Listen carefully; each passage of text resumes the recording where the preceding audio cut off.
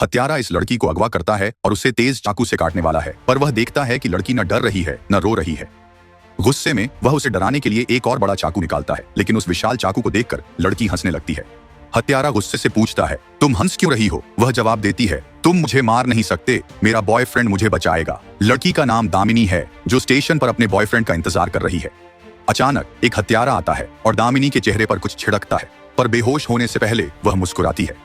उसने अपने अंधे बॉयफ्रेंड गौतम को स्टेशन पर आते देखा था, लेकिन हत्यारा देखता है कि गौतम अंधा है और चुपचाप दामिनी को ले जाता है। गौतम बेचैन होकर दामिनी को पुकारने लगता है। जब वह आसपास खोजता है तो उसे दामिनी की अंगूठी मिलती है। अब उसे यकीन हो जाता है कि कुछ गड़बड़ है, उसकी गर्लफ्रेंड खतरे में है। आगे क्या होगा, चलिए पता करते हैं दोस्तों। कहानी एक सुनसान जगह से शुरू होती है, जहां एक साइको किलर लड़की को बिस्तर पर बांधकर बिना कुछ कहे उसका सिर काट देता है। फिर वह उसके शेष शरीर को दूसरी जगह छोड़ देता है। सुबह तक पुलिस को बुलाया जाता है। वे आते हैं, सभी औपचारिकताएं पूरी करते हैं और चले जाते हैं। उसी शहर में गौतम रहता है, एक अंधा जो दामिनी नाम की रेडियो जॉकी को सुनना पसंद करता है। वह उसके शो के प्रति जुनूनी है और नियमित रूप से सुनता है। समय के साथ गौतम को उससे एक तरफा प्यार हो जाता है।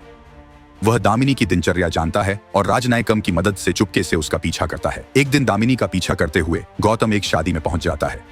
वह गाना गाकर उसे प्रभावित करने की कोशिश करता है और वहीं उसे प्रपोज कर देता है। पहले दामिनी मना करती है, पर उसके बार बार आग्रह पर वह एक चुनौती देती है। वह कहती है, ठीक है, कल मैं एक खास जगह जा रही हूँ, अगर तुम पता लगा लो कहाँ हूँ और वहां आ जाओ तो मैं तुम्हारा प्रस्ताव मान लूंगी। इससे साबित होगा कि तुम्हारा प्यार सच्चा है। वो उसे कहती है कि अगले दिन उसके रेडियो शो में एक संकेत सुनने को। अगले दिन गौतम रेडियो से चिपका बैठा है, दामिनी का हर शब्द सुनता हुआ। उधर दामिनी रात में रेलवे स्टेशन पर उसका इंतजार करती है, पर घंटों बाद भी गौतम नहीं आता। इसके बजाय वहां साइको किलर आ जाता है। वो दामिनी के चेहरे पर कुछ छिड़कता है, जिससे वो बेहोश हो जाती है। बेहोश होने से पहले वो गौतम को आते देख मुस्कुराती है।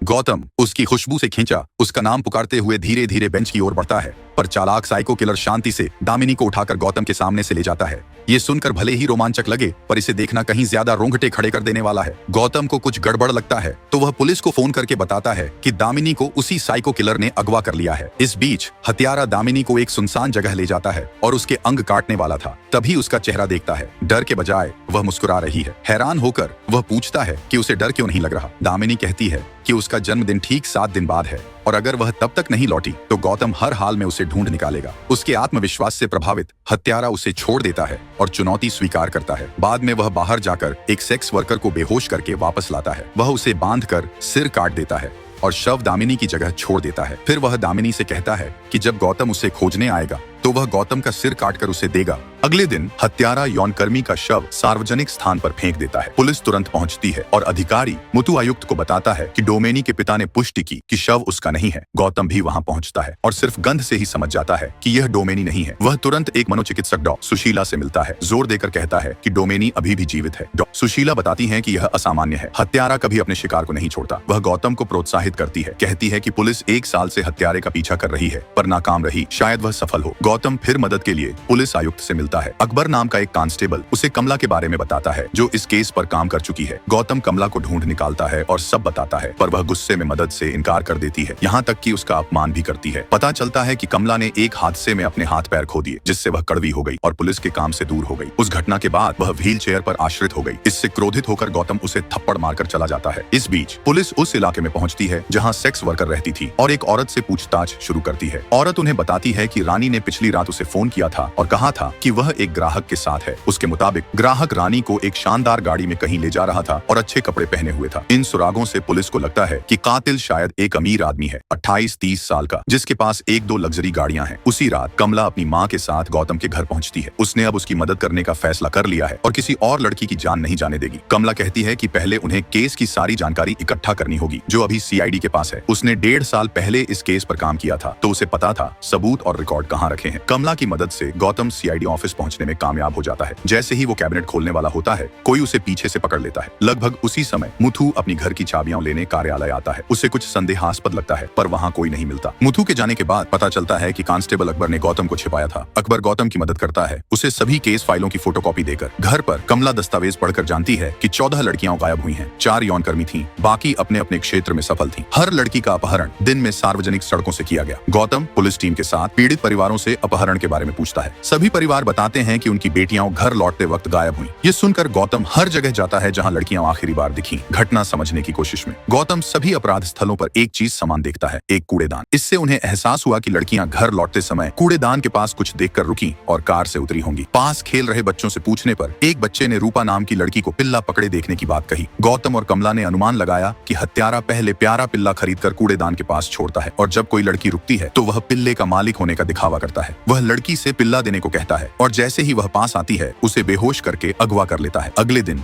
हत्यारा यही चाल दोहराता है, पर कमला और गौतम के आवारा पिल्लों से दूर रहने के ट्वीट के कारण यह विफल हो जाता है। लोगों ने चेतावनी सुनी, इसलिए लड़की उसके जाल में नहीं फंसी। ट्वीट से गुस्सा होकर हत्यारा उसे हटाने के लिए एक हैकर को काम पर रखता है और फिर उसकी हत्या कर देता है। उसी रात वह पहले भागी हुई लड़की का अपहरण कर लेता है। इस बार वह उसे मार देता है। शरीर को काटकर आधा कर गौतम के घर बाहर निचला हिस्सा छोड़ देता है, नोट के साथ अग्रिम जन्मदिन मुबारक। गौतम शव से अजीब गंध पाकर राजनायकम को एक सफेद और एक काला सुअर लाने को कहता है। वह कमला को बताता है कि पहले मारी गई सेक्स वर्कर के शव पर भी यही गंध थी। वे सुअर फार्मों की जांच शुरू करते हैं, पर कहीं भी हत्यारे जैसा युवा मालिक नहीं मिलता। इस बीच गौतम की जासूसी कर रहे मुथु को सुअर फार्म खोजों के बारे में पता चलता है। वह एक फार्म पर जाता है जो संयोग से हत्यारे का ही निकलता है। मुथु को देखकर घबराया हत्यारा उसे नशा देकर उस कमरे में बंद कर देता है जहां उसने अपराध किए थे। बाद में दामिनी बेहोश मुथु को पाकर उसे जगाने और भागने का आग्रह करती है, लेकिन मुथु कहता है मैं ऐसा नहीं कर सकता। जल्द ही साइको किलर लौटकर मुथु की भी हत्या कर देता है। जब गौतम और टीम ने सभी सुअर फार्म चेक किए तब भी कोई सबूत नहीं मिला, पर कमला को यकीन था कि हत्यारा इन्हीं फार्मों में कहीं छिपा है। नतीजा न देख बेचारा गौतम उदास हुआ और उस रात अकेले घर रहने का फैसला किया। कुछ देर बाद साइको किलर की गाड़ी वहां आ पहुंची। गौतम ने पहचाना कि ये हत्यारे की गाड़ी है तो वो जानबूझकर कैक्टस लेकर बाहर निकला। इधर राजा नायकुम दूर से देख रहा था और अपनी गाड़ी से किलर का पीछा करने लगा। उनके बीच एक लंबा पीछा शुरू हो गया। दुर्भाग्य से किलर ने राजा को मार डाला और उसके फोन से गौतम को धमकी दी। अगले दिन गौतम को राजा की मौत का पता चला और वो टूट गया। राजा नायकुम उसकी आंखें और सच्चा दोस्त था। पोस्टमार्टम में डॉक्टर ने राजा की चीजें दी और बताया कि किलर ने उंगली काट ली थी। इसके बाद गौतम ने कमला और उसकी मां से कहा कि वह अब हत्यारे का पीछा नहीं करेगा। कमला गुस्से में बोली, अगर इतनी जल्दी हार मानने वाले थे तो मुझे उम्मीद क्यों दी, मुझे आशा क्यों दी? मैंने तुम पर भरोसा किया। अगर मैं तब कॉलेज की सीढ़ियों से न गिरती तो यह केस अब तक खुद सुलझा चुकी होती। कॉलेज सुनते ही गौतम और कमला उस कैंपस पहुंचे जहां कमला 1.5 साल पहले गई थी। वहां एक छात्र की हत्या हुई थी, इसीलिए कमला पहले वहां गई थी। सीसीटीवी फुटेज में उन्होंने एक संदिग्ध व्यक्ति को चेहरा छिपाते देखा। कमला और गौतम ने प्रिंसिपल से पूछा, वीडियो में आपके पास बैठा ये कौन है? प्रिंसिपल बोले, मुझे नहीं पता वह कौन था, पर वह बाएं हाथ का था। उसने बाएं हाथ से पॉपकॉर्न लिया और दाहिना हाथ पूरे समय जेब में रखा। यह सुनते ही गौतम के दिमाग में कुछ कौंधा और वह राजनायकम का सामान फिर से जांचने दौड़ा। इससे उसे साफ हो जाता है कि हत्यारे के दाहिने हाथ की एक उंगली गायब है। यह वही सुराग था जो गौतम का दोस्त उसके लिए छोड़ गया था। जब हत्यारा पहले गौतम के घर आया था तब गौतम ने चुपके से उसकी कार के टायर के निशान नापे थे। इस जानकारी से वो और कमला अलग अलग कार कंपनियों में पूछताछ करने लगे। आखिरकार उनकी मेहनत रंग लाई। एक कार कंपनी का आदमी बताता है कि अंगुलिमाल नाम का शख्स उनके बयान से मिलता है। उसका एक होटल और सुअर फार्म है। हत्यारे का पता लगाकर कमला और गौतम सीधे सुअर फार्म पहुंचे, लेकिन वहां पहुंचकर पता चला कि अंगुलिमाल नहीं है। मौका देखकर गौतम उसके दफ्तर में तलाशी लेने लगा। खोज के दौरान उसे एक नक्शा मिला जिसे वो कमला को दिखाता है। दृश्य फिर दामिनी पर आता है जो एक अंधेरे कमरे में कैद है। वह एक और महिला से मिलती है जो वर्षों से बंद है। जब डोमेनी पूछती है तो महिला खुद को राहेल बताती है। राहेल अंगोलीमाल की शिक्षिका थी। अंगोलीमल अनाथालय में पला। बचपन में राहेल ने उसे कठोर दंड दिया। अब अंगोलीमाल उससे बदला ले रहा है। कमला माचिस से नक्शा चिह्नित करती है। गौतम को समझने में मदद मिलती है। गौतम उंगलियों से नक्शा याद करता है। दोनों तय करते हैं कि वे डोमेनी को 2 जगहों से बचाएंगे। कमला नेविगेट करती है, गौतम गाड़ी चलाता है। खेत पर अंगोलीमल डोमेनी को राहेल के सामने बैठाता है। वह एक दर्दनाक बचपन की घटना दोहरा रहा है। राहेल ने उसे हस्तमैथुन के लिए रोज 60 बार पीटा था। अंगोलीमल टूटकर राहेल से माफी मांगता है। डोमेनी को मारने से पहले वह मृत पुलिस वाले के बारे में पूछती है। अंगोलीमल बताता है कि अधिकारी ने उसे मारा था, इसलिए उसने उसे मार डाला। उसी समय गौतम और कमला वहां पहुंचते हैं। जैसे ही वे अंदर जाते हैं अलार्म बजने लगता है। अंगोलीमल सुनकर गौतम को मारने आता है, पर अचानक बिजली चली जाती है।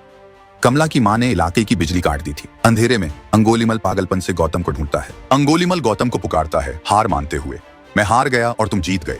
या तो मैं तुम्हें मारूं या तुम मुझे मारो। जैसे ही गौतम आगे बढ़ता है अंगोलीमल उसके पेट में चाकू घोंप देता है, उसे गंभीर रूप से घायल कर देता है। गौतम बदले में अंगोलीमल को बिजली का झटका देता है जिससे वह बेहोश हो जाता है। बेहोशी में गौतम अंगोलीमल के हाथ जंजीरों से बांध देता है। बाद में गौतम दामिनी को ढूंढकर उसके हाथ पैर खोल देता है। जब दोनों भागने लगते हैं, अंगुलीमाल चिल्लाता है, गुरुजी, मुझे अकेला मत छोड़िए, मैं अकेला नहीं रहना चाहता। यह सुनकर दामिनी उसे चाबी फेंकती है, पर जब अंगुलीमाल उसे पकड़ने जाता है, उसकी गुरु रेचल चाबी छीन कर निकल जाती है। क्रोधित होकर अंगुलीमाल चाबी पाने के लिए अपना पेट चीर देता है और खुद को मुक्त करता है। जब तक वह भागता है, दामिनी, गौतम और कमला पहले ही भाग चुके होते हैं। अगले दिन पुलिस दामिनी को प्रेस के सामने बैठाती है। पूछने पर वह कहती है, मैंने उस आदमी में कोई पागल हत्यारा नहीं देखा, बल्कि मैंने एक अकेला बच्चा देखा जिसका अकेलापन दूसरों ने इस्तेमाल किया। अगर मैं उसकी माँ या बहन होती तो शायद वह कभी हत्यारा न बनता। उसके शब्द सहानुभूति से भरे हुए हैं। अंगुलीमाल यह इंटरव्यू देखकर समझता है कि किसी ने उसे आखिर समझा, किसी ने उसे दया की नजर से देखा। अपनी गलतियां मानकर वह पहाड़ से कूदकर अपनी जान दे देता है। इसी के साथ फिल्म की कहानी समाप्त होती है। अगर हम फिल्म की बात करें तो हमेशा एक पैटर्न होता है। लेखक खलनायकों को पूरी तरह बुरा दिखाते हैं, पर यह पूछना जरूरी है कि वे ऐसे क्यों बने। अंगुलीमाला को ही लें। क्या आप किसी ऐसे व्यक्ति को माफ कर सकते हैं जिसने आपको नुकसान पहुंचाया? शिक्षक का काम सिखाना है। गलती के लिए हमेशा सजा देना गलत है, जैसा इस कहानी में दिखाया गया। और इसी के साथ फिल्म यहीं समाप्त हो जाती है। दोस्तों, हमारे चैनल को सब्सक्राइब करने के लिए आपका दिल से शुक्रिया।